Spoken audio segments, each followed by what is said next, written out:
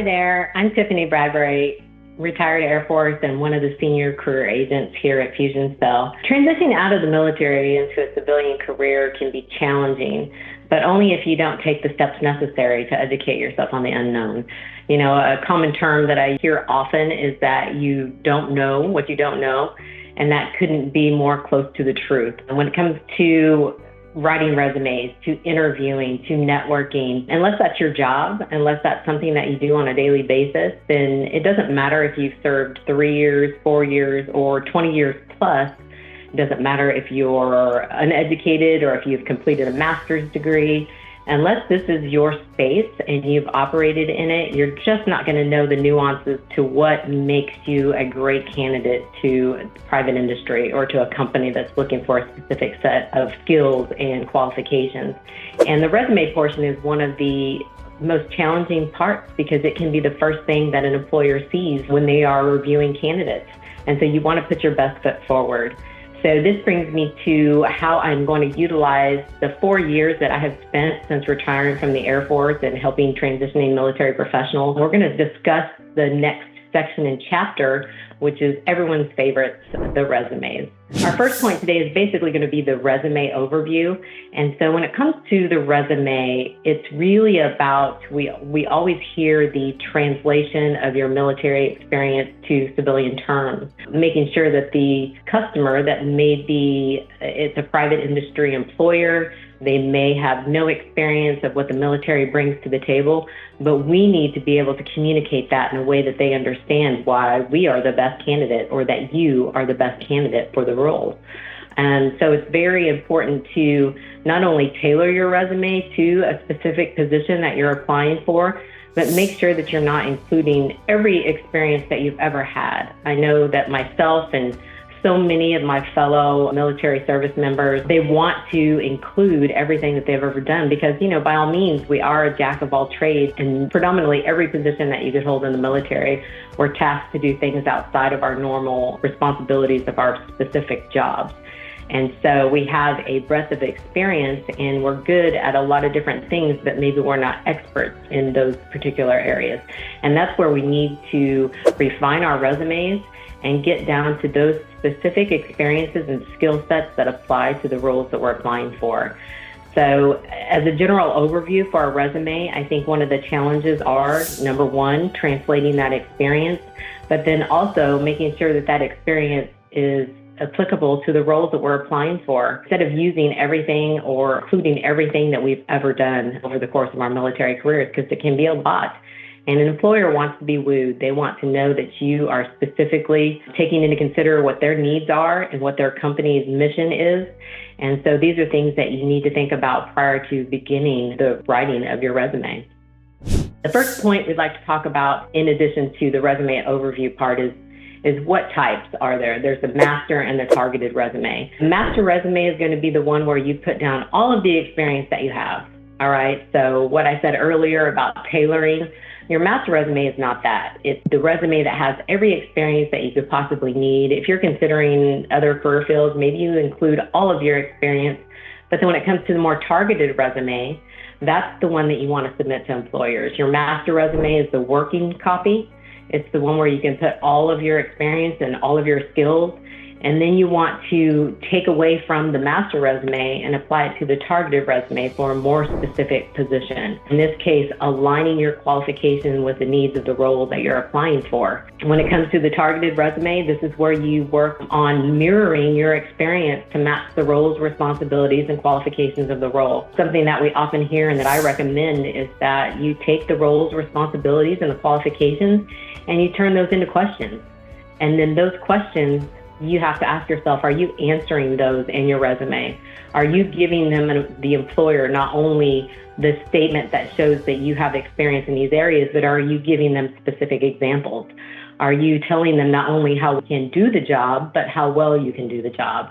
By qualifying those statements, by quantifying those statements, giving them actual dollars, numbers, percentages, accomplishments, These are the things that are going to help you target that resume more specific to that position and actually give the employer a meat and potatoes behind your experience, those accomplishments that are going to set you apart from other candidates that may be quote unquote qualified for the role, but you're giving them actual accomplishments and numbers that tell them how well you did it.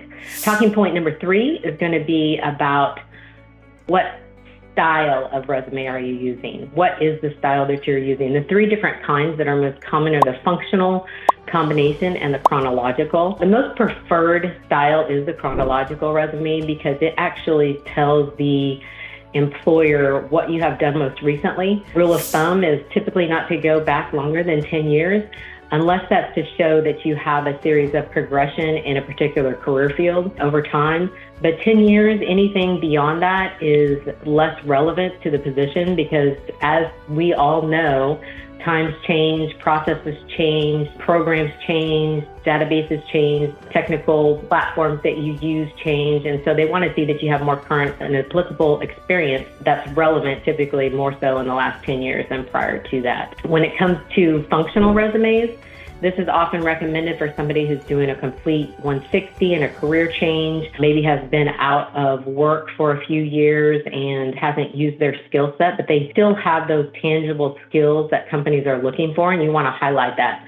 Maybe you've taken a year off or more after retiring from the military or separating, and you've been concentrating solely on your education. So a large portion of what you have to offer has been in your coursework. And when you're doing a functional resume, this can highlight those areas that you are well-versed in and that you are proficient in as compared to the actual experience that may be relevant, just because it may have been a few years since you've applied that in an actual position.